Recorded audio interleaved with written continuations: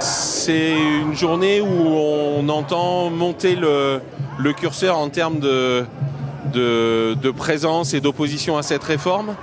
Je ne sais pas dire si c'est un tournant, mais en tout cas, il faudrait que ça le soit, parce qu'on a un gouvernement qui est toujours sourd et à la population, parce qu'il y a 90% des salariés qui rejettent cette réforme, et à nous, leurs représentants, qui, depuis plusieurs journées, essayons de prouver que cette réforme, elle est injuste et injustifiée.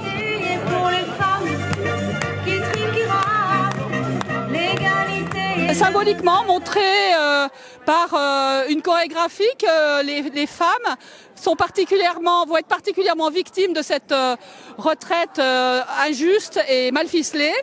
Et voilà, donc on a repris le symbole des rosiers qui est lancé depuis Paris, depuis Attaque France Paris, hein, et qui se joue un petit peu partout en France aujourd'hui, pour montrer effectivement le fait que les victimes et les précaires vont être les plus touchés par cette réforme injuste.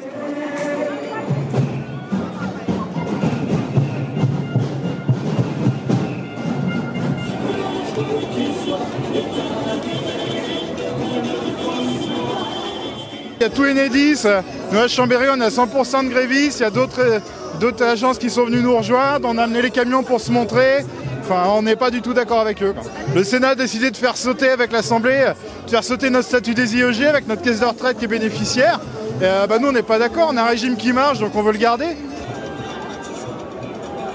Macron, si tu savais, la réforme où on L'alternance parlementaire fait que, effectivement, actuellement, elle est au Sénat, elle est passée à l'Assemblée et les débats n'ont pas pu aller jusqu'à l'article 7 qui cristallise un petit peu toutes les problématiques et qui, pour l'UNSA comme pour d'autres organisations, est vraiment un curseur de non acceptable quand on parle d'une réforme des retraites.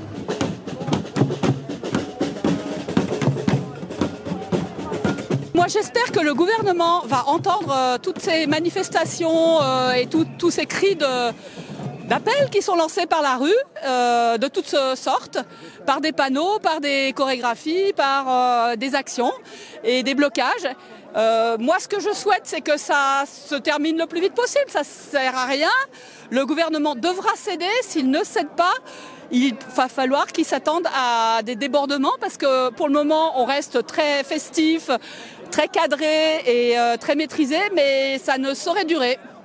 Et on n'y sera pour rien. C'est lui qui en sera responsable. Quand je vois le monde qu'il y a, je suis content. Je me dis que les gens se bougent enfin, parce qu'on en a marre de se laisser faire. Enfin, à un moment, il faut qu'ils arrêtent. Bosser jusqu'à 64 ans, c'est pas possible. Nous, on veut pas. Personne veut. On a le droit de vivre. Et qu'ils arrêtent de tout donner à la finance, qu'ils nous laissent vivre tranquille.